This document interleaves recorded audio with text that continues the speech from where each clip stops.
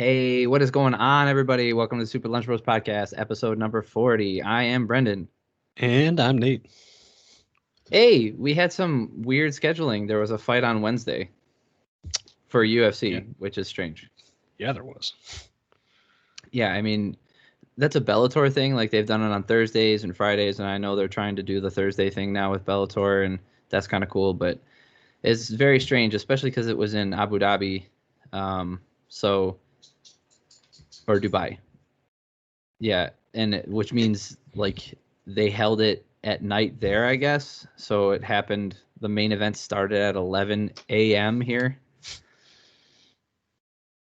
Which, you know, I mean, it was a card we kind of talked about. They don't seem to want to. They probably didn't care about the viewership on, but I guess run through some fights. It's a weird way to do it. Anyway, all right. So in the main event, we had Michael Chiesa. Before we get started, if you like what we're doing, like and subscribe. I really appreciate it. If you're listening to this on Spotify or wherever you get your podcasts, we also have a video up on YouTube and vice versa. If you're watching this on YouTube and you just want to listen to the audio, we have that up on wherever you get your podcast from. So like, subscribe, comment, please. Tell us what you thought about the fights, if you watched them, or why you didn't watch them. That would be interesting to find out, too. How many of you guys actually watch this stuff? Okay, so in the main event, there was a fight of consequence. It wasn't a pointless fight. Neil Magny versus Michael Chiesa.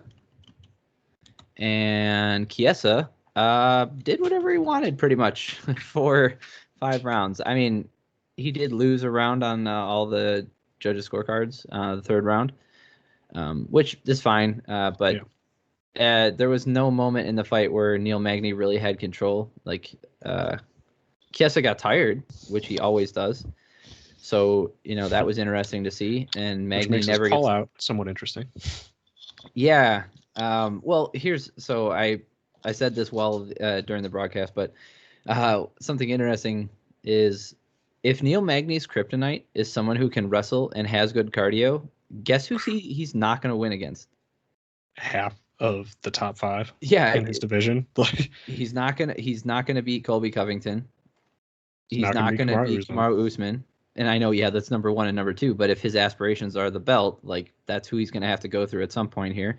And then he's probably not gonna beat Gilbert Burns either, because Gilbert Burns is a nastier striker. So like, Neil Magny, I don't know what his path to the belt is unless those 3 guys all get tied up and knock each other out at some point, like, of the rankings, not in a fight, right? If he can get around that somehow, or shoring up his game. But, I mean, he's been in the game long enough. I don't see it changing drastically anytime soon. Yeah, that's not really a good setup for him. No, and Michael Chiesa is, like, he's a good fighter, and he has shown much improvement at welterweight, not cutting down all the way down to 155. And you can see it. Neil Magny's a really tall guy, being 6'3", and Chiesa looked like he was as tall and bigger than Magny, who's a natural welterweight. So, do you think there's a pathway for Magny to go up a weight class? No. I'm just thinking, like, if we're thinking about what the people at the top of those divisions are best at and what they specialize in, like, considering his striking. Okay. Yeah. So he's not beating Kevin Holland, I don't think. He's not beating... I don't even think he could beat Chris Weidman. Kelvin Gastelum's a nightmare. Derek Brunson, might be able to beat.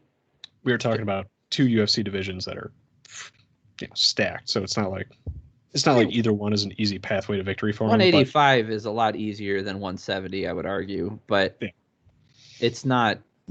There's some guys in there who would give him a lot of trouble, and there's a lot bigger guys who I don't know how they make it to middleweight to begin with, and he's a natural welterweight. So I don't know what the future holds for Neil Magny. I think he's always been a contender, a top 10 contender to me, in my opinion. Like, he's really, he loses to the best. What about Bellator? I don't know what their welterweight division looks like completely, but I mean, he would, with his skill set, he would arguably, based on the top of our head, be the biggest name in their welterweight division. No, Michael Venom Page. I think he fights. Oh, he's a welterweight? I thought he was light. Yeah. Well, no, Okay. because he fought Paul Daly. Paul Daly fought Lorenz Larkin. I think they're all 170ers. Okay. Yeah. Yeah. So I don't see how. I mean, I think he could beat those guys. So there's that. I mean, John Fitch. I think he retired officially though. And then, oh yeah, of course, at welterweight, the champ is Diego Lima. That's right. Yeah, right. So, I don't know if he gets past Diego with the kind of output that Diego has and how strong he is. But like his strikes are unbelievable. So, I don't know if that's a good move because if he can make more money in Bellator, good on him. As far as career wise, like getting to a belt, there's no easy path in either one of those. Like PFL might be a better thing if he's just looking to cash out and get $1 million. But that's where Rory went. Rory went to PFL to get that $1 million. So we'll see. I think it was a decent performance from Magny, like from what he could do, but he clearly can't stop and like Michael Chiesa moving up to 170 has had better cardio. Okay, so if his cardio continues to get better, Chiesa is going to be a problem for a lot of people. Magny, on the other hand, is known for his cardio, and Chiesa kind of gets tired. So if we were going to see Magny pull away with this one, it should have been in the 4th and 5th round. But Chiesa came back and was able to do whatever he wanted in the 4th and 5th. He lost the 3rd round, so that's a rough one for Magny. Like he was on a tear, beating up names, and now he'll probably drop down below Vicente Luque. And Chiesa should move up to number 6. It's a rough setback for Magny for sure. Now, what do you think about Chiesa's call out? Kind of against Colby. So that's a good call out if they don't make the Masvidal Covington fight, because it gives somebody called out Kobe, right? Who's actually in contention and within striking range, striking distance, ranking wise, right? So Kobe being number 1 is only going to take on the top 5, top 6 kind of guys. I mean, he just beat the brakes off of Tyron Woodley. I think Stephen Thompson is a good fight versus Kobe. I still want to see that. Stephen Thompson wants to run the Masvidal fight back again and beat him again. He called out Leon Edwards, but Edwards doesn't want to fight him. And then you got Khamzat Chimaev, who wants to fight everybody. Like, there's a lot of interesting matchups that are probably going to end up happening. So Chiesa might fall to the wayside. So that call out keeps his name in there at least, because if Kobe gives any back talk to Chiesa, it's just going to elevate his profile. So that's good for him. So I think that was an excellent call out.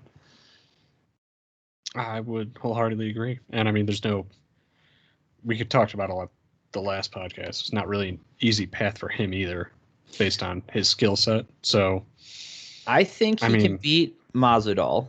I think Thompson would be a rough one, because Thompson is notoriously difficult to get to the ground, and you mind your P's and Q's when you try to get there. Like, you can say whatever you want about Tyron Woodley now, but the only way he got him to the ground was by hitting him really hard, and Chiesa doesn't do that. But if we're talking about jumping up into an argument for title contention and like possibly one fight after this, I think that's the right call out. Because beating, say, Stephen Thompson or beating Masvidal, I don't think necessarily puts him at, okay, this has to be the next person. But if he gets a win over Kobe, I think that elevates him to where this might have to be one of the next people. Yeah, I don't see him beating Kobe. No. It's a gamble. It's definitely, I think it's a gamble, but I think it has the biggest payoff. Based off of, yeah, of course, yeah. Like, it's a huge gamble, but if it pays off, it's he gets a title shot. But I don't think he beats Kamaru. I don't think he beats Colby. I don't think he beats Gilbert. Again, Leon, I don't know if he beats him. I haven't seen him fight anybody of relevance. I think he can beat Masvidal. I think Thompson would be interesting, but I think he doesn't beat Thompson. Tyron Woodley. I don't want to see that. I mean, that's a name on his, like we talked about it last week about names meaning less later in their career and when they're on the downslide. But as far as the reality we live in, I mean, him beating Tyron Woodley puts him in a really good position to challenge for a title. I think it does, but I still think then you need another win after that. And the people he's going to have to fight after Tyron are also, they're going to still be just as hard to beat. He could get lucky. As they were before. And that's why I think he's going for the Covington fight. I don't think that fight happens. Yeah. I mean, you get what you ask for, but I think that's too much. He asked for too much there. I think it's good. I think, like I said, I think that elevates his profile regardless of whether or not he gets the fight, because now this can be, he can tweet about it. The UFC can tweet about it. They can replay it. It was a clean call out. Like, there was no swear words in it, so you can put it up on social media without it getting pulled down and bleeped and everything. So, I mean, that was good. Yeah, and he looked really good. So I'm not going to sit here and rain on his parade or anything. It's just I don't see him beating. I think he could get one win in the top 5 for what I see. Oh yeah, I mean, like, if I was going to break it down, I'd probably say 8 out of 10 times Kobe wins that fight. I'd say 9 out of 10. Yeah, yeah. But for Michael Chiesa, and like, he might never be looking at a title shot. Realistically, like, there's a chance, but. Well, if he bides his time, gets another win, and we have some shakeup in the top 5 with somebody coming off a loss who clearly can't contend for the title, that's a possibility. He can get a title shot like that. I feel like if you offered most UFC fighters a 1 in 10 odds of whether or not they're going to get a title shot in their next fight, oh yeah, they would probably take those odds. Yeah.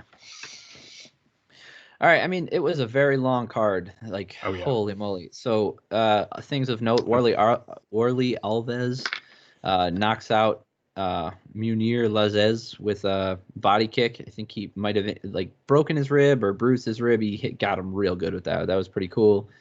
The sloppy light heavyweights, stupid knockout. Roxanne Modafari ended up losing. Vivian Arajo looks really good. Her striking's very crisp. So at flyweight, she could be someone to look out for because she does have good jiu-jitsu. I don't know if she has a black belt or a purple belt or a brown belt, but I'm pretty sure she's got I think they mentioned she has a black belt, so that could be fun. Mm-hmm. Tyson Nam versus Matt Schnell. It was a split decision. I mean, it was a good fight. Don't get me wrong. It was a fun fight to watch. It was just these guys, I don't know what they mean for the flyweights. Featherweight fight, that was yuck. Omari Akhmedov submitted Tom Breeze, which makes sense. He's ranked. Tom Breeze isn't. Cool. Ricky Simon looked good. Got a submission. That giant middleweight, Dulce Lungiambula, he's gigantic for a middleweight. Holy crap. Oh, and I did find out the other Nurmagomedov on the fight card is Khabib's cousin. Yes, it's his cousin. Yeah, so he looked really good too. He with great submission. I mean, he could be fun to watch. He's not as polished as Khabib, but you're comparing him against the one of the best lightweights Khabib of all time. Yeah, but he's also a bantamweight, so there's different matchups down there.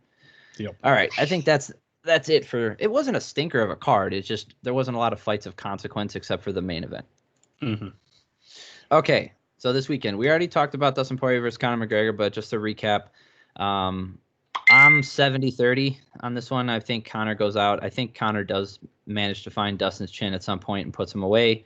And you are 51-49 for Dustin. You think this is one of those times where he can do it? Yes. Yeah. I mean, I'm not rooting for either one of them, so I'm not emotionally attached to this fight, rooting for one guy because I enjoy both of their fighting styles. I think I think it's a win for both of them in terms of the money they're going to make off of it. So it's hard to be mad about that. Okay, co-main event: Dan Hooker versus Michael Chandler. This is Michael Chandler's first fight in the UFC. Do you think he gets the big light fatigue or the shakes, whatever you want to call it? I am not worried about that necessarily. I don't think it's going to be a different feel for him for how long he was fighting in Bellator and some of the fights he had in Bellator versus walking into a UFC card. I think it's just going to be about how does his skill set match up and how does his fight IQ, how does the level of experience he's had against competitors match up against Dan Hooker's? I think Michael Chandler has fought the best of the best. I agree. I mean, he beat Eddie Alvarez. You know, they had some wars back and forth, and he beat him. So Eddie Alvarez was the lightweight champ in the UFC. It's not like he was fighting scrubs over there. He was fighting in the Pitbull brothers, Patricky and Patricio. He knocked Patricky out. The younger brother, I think he knocked out. Maybe I don't remember which one's older. The smaller one, or no, the bigger one. Actually, he knocked out the bigger one, and then he got beat by the other brother who moved up a weight class to fight him. So Michael Chandler has kind of an old school style. He's got really good cardio. He hits hard. He's a decent wrestler. He's a wrestle boxer. And then you've got Dan Hooker coming from City Kickboxing with, probably the best game plan possible. He's very good at eking out wins and adapting to what he needs to. He does panic wrestle. Mm-hmm. He's known to do that. I honestly don't know how this one's gonna go. Hooker, the last couple, Hooker really seems to fade. And if Michael Chandler can keep that pace up, but it's only 3 rounds, which benefits Hooker. Yep. So just because of the unknowns, I would give this a 50-50. Like, there's a lot going on here. But I think this is a pretty stiff test for Michael Chandler's first fight in the UFC. They absolutely did not make it easy on him, bringing him in. That's for sure. Yeah, Dan Hooker's ranked number 6. But, I mean, even ranked number 6, he's not an easy matchup for anyone. No, I know. That's what I'm saying. Yeah. That's the lightweight division. Like, he could be the champ. Yeah, I think this is going to be a fun fight. Like, they both swing, and they both hit really hard. Hooker can take a ton of punishment, though, and I'm probably leaning towards Hooker because the amount of punishment he can take. I don't know if Chandler can put enough on him to get him out of there. So unless Chandler goes out there with the game plan of stick and move and get what I can get, take him down when I can, that kind of stuff, I think Hooker can win this in a 3-round fight. So this is interesting considering Michael Chandler technically isn't ranked in the UFC. No, he's not. But he's fighting number 6 guy in the lightweight division. Yeah, they did that with Eddie Alvarez too. Yeah, but say he comes into this and has a clean win over Hooker. Where do you put him then? Top 6, top 5. He takes Dan Hooker's ranking, and then you bump him down a couple rankings. Okay. You probably bump Hooker below, or you might even just kick somebody out of the top 15 and then bump everybody down one. Yeah, that's probably fair. Or you could have, Michael Chandler being ranked number 7, and then Hooker gets ranked number 8, and Rafael Dos Anjos moves up to 6, like that kind of thing. Ooh. Like, you have a little bit of a shakeup because, they're not going to give Michael Chandler a number 6 next to his name because it's his first fight. So that could happen too. Either way, after this win, if he gets one more win and it's exciting, he could challenge for the title. After this. Yeah, that's pretty cool. So we got Jessica Ai fighting Joanne Calderwood, middling flyweights. Eyes tough. She's been put away. She's a brawler. Joanne Calderwood has crisper striking, and she's like a very like she's got that mouthy voice. She's very like cute and reserved and all that stuff, and she sounds so nice when she talks, and like the very sweet demeanor. But she's an animal when she gets in there, and she's tough as nails. So I don't have an opinion on that one. The flyweight division for me, for the women's flyweight division, is like Shevchenko and everybody else. Like that last fight notwithstanding, I don't care about that Jennifer Maia fight that just happened. It doesn't mean anything to me. Like, so she took her down a couple times and maybe won a round, maybe like made it closer than people were expecting. But Shevchenko did it. Yeah. Oh no, she didn't completely and utterly steamroll someone, but still won decisively. So Jessica Andrade could be a fun challenge. Everybody else on that list though is just nothing. Yeah. Yeah. There's no way that anybody in there does anything. it's kind of retires. Or we get someone from like an outside organization that no one's ever heard of that comes in. Yeah.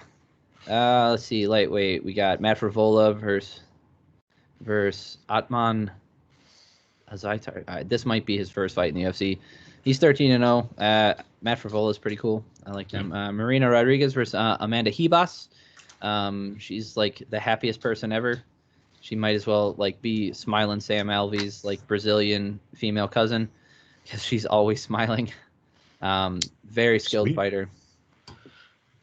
Oh, sorry. I just got my notification that I'm getting vaccinated this Friday. Woo-woo. You're going to feel sick probably. Like most people who get it, like they feel a little, because you have to get 2, right? What was that? You have to get 2, right? Yeah, you have to get 2. Yeah. So the first one makes you feel a little bit like exhausted, and the second one gives you like flu-like symptoms. So like that's pretty common. Yeah. Immune response. Yeah. All right. So here's another one at lightweight. The prelims, the main fight on the prelims. We got Arman Saryukin versus Nasrat Hakparast. Mini. Oh gosh, dang! I just said his name earlier. Oh. Mini Kelvin Gastelum, because he looks exactly like him. Saryukin hits really, really hard. And wow, he does look just like Kelvin. I told you, yeah. But so Arman Saryukin comes from Tarvarian's camp, I believe. If I'm not crazy. Oh no. I'm off. That's not him. I'm thinking of someone else. Yeah, Saryukin. Yeah, he lost to Islam Makhachev, but then ended up beating OAM, Oliver Aubin-Mercier, and then Davi Ramos. So he's a pretty good fighter, and Nasrat got knocked out recently. He got knocked out pretty bad. But yeah, he got knocked out by Drew Dober, but then came back and won against Alexander Munoz. He kind of fights like Kelvin Gastelum, but he's not quite there. But yeah, he looks exactly like him. Every time I watch his fight, it's just mini Kelvin Gastelum to me. Middleweight, you got Brad Tavares still hanging around. He's like a 50-50 fighter a lot, or he'll win 2, lose 1, that kind of thing. And he's a good challenge for anybody. And you got Shoeface, Antonio Carlos Jr. Really good grappling. His cardio's better at middleweight. He fought at heavyweight for Ultimate Fighter Brazil. Like he's a big dude, and he's interesting. Yeah, well, that happens a lot. Usually, guys will fight heavier they'll fight at the next weight class up in the Ultimate Fighter because you have to fight so often because you can't really weight cut. That makes sense. Like Rashad Evans. There's also one at heavyweight. There's also probably quite a few heavyweights that could B middle or light heavyweights. So Yeah. So he's on a 2-fight skid right now. He lost to Ian Heinisch and then Uriah Hall. But before that, he was on a 5-fight win streak. Yeah. He beat him. He beat Marvin Vettori. Oh. Yeah, he beat Marvin Vettori a while ago. Back in 2016. Dang. Yeah, Eric Spicely, Jack Marshman, Tim Bosch. Not really. That his last win was in 2018, so he hasn't won in 3 years. He didn't fight at all last year, so yeah. Surprised he's kept from getting cut. Yeah, the last fight was Cowboy versus Gagey. That card that against Uriah Hall. Yeah. Damn. So he's I think if he gets one more loss, he's probably on his way out. And he could probably get away with 2 more losses before he's cut. But he's on the verge. Juliana Pena versus Sarah McMahon, throwback here. Ooh, Back to Ronda Rousey's bantamweight division. Sarah McMahon being the collegiate wrestler, very Olympic good grappling. Gold, or was it silver? I don't know. But she's a very good wrestler. She just couldn't put it together when it counted the most. You know. Yeah. She just is one of those people who is very, very good. Yeah, she got silver. She's very, very good, but just not good enough. So she beat Lena Landsberg back in last year. Oh, in January last year. That's why I don't remember. Yeah, but she's she wins 3, loses 2, wins 1, loses 2. That kind of fighter. Yeah. You know. She lost to Amanda Nunes, beat Jessica Ai, Alexis Davis, Gina Mazzani. Lost to Caitlin Vieira and Marion Renew. So, she's an up and down fighter. And then Juliana Pena, she was the one, I think she got submitted by, did she get submitted by someone she wasn't supposed to? Who? I feel like I've seen a ton of her fights, but I don't remember them. I think she's the Venezuelan Vixen. Yes, she is. Because she was supposed to be one of the ones who was going up to challenge Amanda Nunes and Ronda Rousey at one point, right? Because she was, beating people like Jessica Ai, Kat Zingano. Oh yeah, I was right. She got submitted by Shevchenko by armbar. Yeah, and then she beat Nico Montano, and then lost to Jermaine Durandamy. Oh yeah, she got submitted by Randamy last year. That's why I remember that. Yes. Yeah, that was a big upset. It's as far as losing by submission due to Randamy, because that's not something that she does. Yeah. Not a lot of implications for either one of these two. That being said, the women's bantamweight division is very thin. For Juliana Pena, maybe. She's ranked number 7. Yeah. Yeah, I was gonna say it. So Sarah she gets a McMahon win is over still Sarah ranked McMahon. number 9. Yeah. So I mean, Juliana Pena gets a win over Sarah McMahon, and then say one more. I mean, she could be in an argument for title shot, legitimately. So and then the first fight on the prelims is Khalil Roundtree versus Marcin Prokhnio. Yeah, I don't know much about him, but I know. Yeah, Khalil Roundtree picked up Muay Thai recently and moved to Thailand and stuff, and he's looked pretty good, but he's had some setbacks. It's hard to gauge, because when I watch him fight, there's certain things that he does where you're like, oh man, he's unstoppable. There's no way anybody's gonna beat him. Like when he beat Eric Anders, he was just walking through him. Like he knocked out Gokhan Saki, a famous kickboxer. Then he lost via KO to Johnny Walker. Then he beats Eric Anders, right? And then gets knocked out by Ian Kutalaba. So it's like he has so much there when he's on.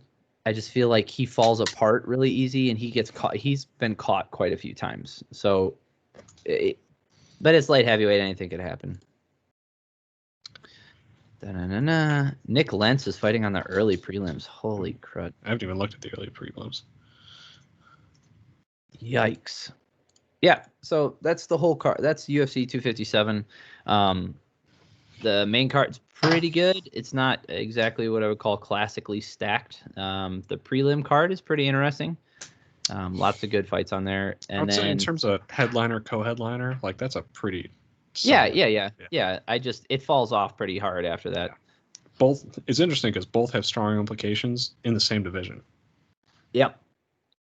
And Well, I I think they imagine, did that on purpose. yeah, I imagine they probably structured it too so that if something happened to Poirier, Exactly. they could stick either one of those two in. Exactly. That's Yeah. what they wanted, right? Because this is a huge money fight for the UFC.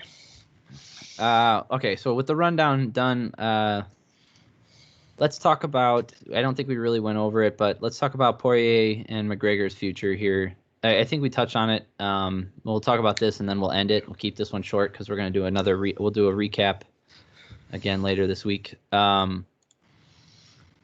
So just to be forthright, or not forthright, but just to give everybody some context, Justin Gaethje's still ranked number 1. We've got Dustin Poirier at number 2, Oliveira number 3, coming off the big win of Tony Ferguson. Conor McGregor's at 4. Somehow, hasn't fought in 17 years. You got Tony Ferguson at 5, Dan Hooker at 6, Michael Chandler unranked. It's somewhere in the ether of the top 10. Like, right. He's pretty much in the top 10. He's just in the ether. Yeah, because he hasn't had an official UFC fight, right? Or he hasn't officially fought. As long as he doesn't get like knocked out in the first round, I imagine he's going to come out of the earth somewhere in the top 10. Yes. Yeah. So with the layout of the land, and the champ is still Khabib for some reason. With the lay of the land kind of put out there, what do you think, given either circumstance, right? Let's just say, let's go over a convincing win first, right? So what do you think happens in both scenarios? Convincing win for either guys. I think this fight is a setup for. I think this fight is a setup for the belt. So whoever comes out of this is fighting for the belt next against someone else. I don't necessarily know. My instinct is I want it to be Gaethje, but I don't necessarily know if that's the plan the UFC has in mind. Because I think they also want to see if Conor wins this, does Khabib want to come out of retirement for that fight again? Okay. So what about the loser of this? If Poirier wins, I don't think Khabib comes out of retirement. And I think they do pick probably Charles Oliveira. I think they have a unification fight between those two, and maybe Justin versus whoever wins the Dan Hooker, Michael Chandler fight. Okay. That would be my prediction on that outcome. So what happens if Poirier loses? Where does Poirier go? I mean, if Poirier loses, there's tons of matchups in lightweight still. I think he fights someone else. All right, I don't necessarily know that there's like a hard, this is who Poirier is going to fight if he loses. I think that's probably a little bit more up in the air, and he's probably not going to have much of a choice, obviously. But I think there's 3 really good fights for Dustin Poirier if he doesn't come out with the win. Okay, let's see. Paul Felder, because it's Paul Felder, right? Okay. Always down for the challenge. It might be a good setup for Poirier to get back in the win column. Also can get Dan Hooker that last chance at I have one more too for that. Winning a name and possibly getting in there, getting a title shot for Dan Hooker, right? Or for Paul Felder. Second likely fight, Rafael dos Anjos, for the same reasons I said about Paul Felder. Okay, they're both ranked 7. They're ranked 7 and 8, respectively. So Dos Anjos beating Poirier puts Dos Anjos in title contention. Maybe one fight, or if things shake out, he could get a title shot right after that. And if Poirier gets a win there, and now we're back to status quo where we are now. And then the most interesting fight, I think, if Poirier ends up on the wrong side of the equation, is Tony Ferguson. They haven't fought before. They haven't fought before. Tony Ferguson's coming off a loss. Poirier's coming off a loss. It's a good way to get one of them back in the win column without eating up. they're both highly ranked, so it doesn't really tank the other person's stock. So you're not fighting some up and comer or somebody who's ranked, bottom of the top 15. And that would be a good determination for Tony Ferguson on, where's he at? Yeah, absolutely. Yeah. And so if Poirier wins,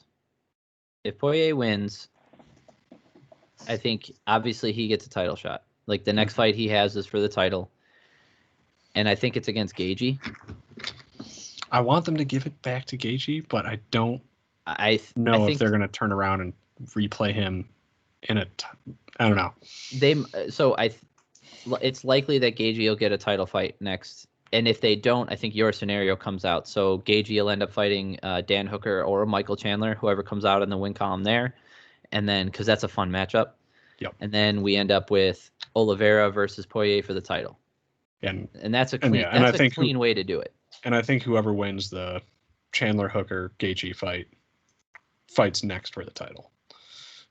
Yes. Yeah. So they fight the winner. So if Conor wins, okay, I didn't even think about the Khabib thing because reasons. This is the only reason I think he'll come out. Hold on. I want to pose another question after that. So I wasn't thinking about that, but that is a possibility, right? If they throw enough money at Khabib, that might get him out of retirement, especially to shut Conor up one more time. Especially if Conor's more respectful this time, they could have a gentleman's fight, and still build up hype. The bad blood can still be there, but they can squash whatever they had, and he could be more respectful this time, and he's in a better place in his life, and that kind of stuff.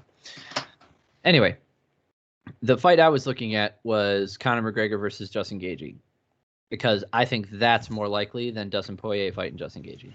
Yes, I also think that as well, because I think that's a more interesting matchup for the UFC than Conor McGregor versus Oliveira. Yeah, because nobody knows Oliveira. They just don't.